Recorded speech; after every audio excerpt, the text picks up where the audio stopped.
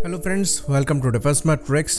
तो तेजस मार्क 2 को लेकर अपडेट्स आए हैं, जिसमें पहला तो ये है कि इंजन डील के फाइनलाइज होने के बाद इनके प्रोटोटाइप पर काम चालू हो जाएगा और करीबन 6 प्रोटोटाइप्स यहाँ पर बनने हैं। लेकिन ये चीज़ हम आपको बता दें कि प्रोटोटाइप पर काम पहले से चल रहा है, वरना अगर अभी से काम चालू किया जाएगा तो 2024 में रोल आउट और 2025 यानी कि 2025 में फर्स्ट राइड पॉसिबल ही नहीं है। ऑल्दो कुछ रिपोर्ट्स ये भी सजेस्ट करती है कि हो सकता है 2024 में ही फर्स्ट राइड करने का यहाँ पर गोल रखा जाए, पर उस चीज़ को हम एंटिसिपेट करके नहीं चलेंगे।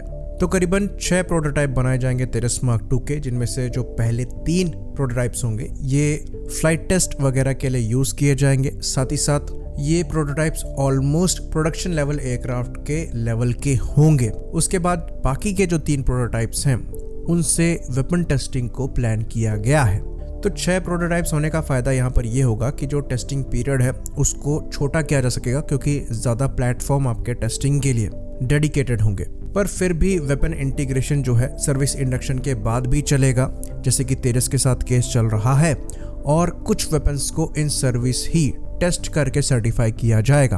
तो बेसिक 2 मिसाइल्स का इंटीग्रेशन यहाँ पर होगा, एक शॉर्ट रेंज की और एक BVR मिसाइल की। उसके बाद बाकी वेपन्स जो हैं इन सर्विस इंटीग्रेट किए जाएंगे, इनको सर्विस में पहले ही इंडक्ट कर लिया जाएगा। तो ऐसा मान के चला जा रहा है कि ये सारे प्रोटोटाइप्स 5 से 6 महीने के अंतर में डेवलप होकर सामने निकल कर आएंगे और इन पर टेस्टिंग जो है वो चालू कर दी जाएगी। तो यहाँ पर चीज़ों को फास्ट ट्रैक करने की कोशिश करी जा रही है, और क्योंकि मैक्सिमम कंपोनेंट्स यहाँ पर इंडिजिनस यूज़ होंगे, इसलिए इनका डेवलपमेंट भी थोड़ा तेज़ी से होगा। तो तेजस मार्क 2 का जो वेपन पैकेज है ये काफ़ी ज़्यादा इम्प्रेसिव है, लेकिन ये पूरा वेपन पैकेज सर्टिफाई होने में काफ़ी समय भी लगेगा और हो सकता है ये कम्प्लीटली सर्टिफाई 2033-35 के बीच में ही हो पाए। तो अच्छी खासी पॉसिबिलिटी है कि 2035 तक ही ये अपने फुल पोटेंशियल पर ऑपरेट हो पाए, जो कि इम्प्रेसिव तो नहीं है पर एक्सपेक्टेड है। तो अगर हम इस टाइमलाइन को देखें तेजस मार्क 2 की, इसके हिसाब से MRFA को कंक्लूड करना और भी ज़्यादा ज़रूरी हो जाता है, क्योंकि स्क्वाड्रन संख्या बहुत तेज़ी से नीचे आएगी और इन एयरक्राफ्ट की जो टाइमलाइन है ऑल्दो स्ट्रिक्टली पुश करी जा रही है कि समय पर चीज़ों को एग्जीक्यूट किया जाए, पर फिर भी इस एयरक्राफ्ट का सर्विस इंडक्शन 2032 के अप्रॉक्स में ही हो पाएगा, जो कि एक्चुअली आज से लगभग 1 दशक का समय है। और वहीं पर अगर हम MRFA को कंक्लूड कर लेते हैं तो डील साइनिंग के 5 साल में हो सकता है वो एयरक्राफ्ट इंडिया से मैन्युफैक्चर होना भी चालू हो जाए। तो यहाँ पर ये ज़रूर साउंड कर रहा होगा कि हम यहाँ पर इंडिजिनस इक्विपमेंट के बजाय MRFA के अंतर्गत एक फॉरेन फाइटर को प्रमोट कर रहे हैं, पर ऐसा बिल्कुल भी नहीं है। हमें दोनों चीज़ों का बैलेंस बना के चलना है। इंडिजिनस कंपोनेंट्स को तो खरीदना ही है, साथ ही साथ कैपेबिलिटी में भी कॉम्प्रोमाइज़ नहीं करना है, क्योंकि जिस हिसाब से चाइना की तरफ से थ्रेट दिखाई दे रहा है, हम अपनी कैपेबिलिटी में बिल्कुल भी चूक नहीं कर सकते।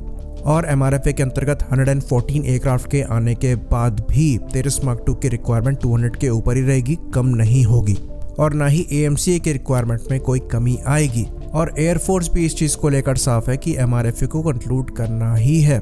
तो जब ये चीज़ करनी है तो समय पर करी जाए, ताकि कैपेबिलिटी में कॉम्प्रोमाइज़ ना हो।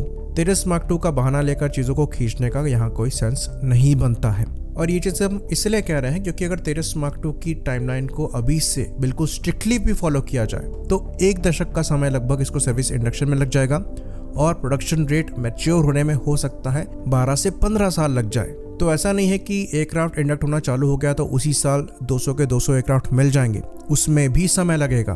तो प्रैक्टिकल अप्रोच को यहाँ पर रखना बहुत ज़रूरी है।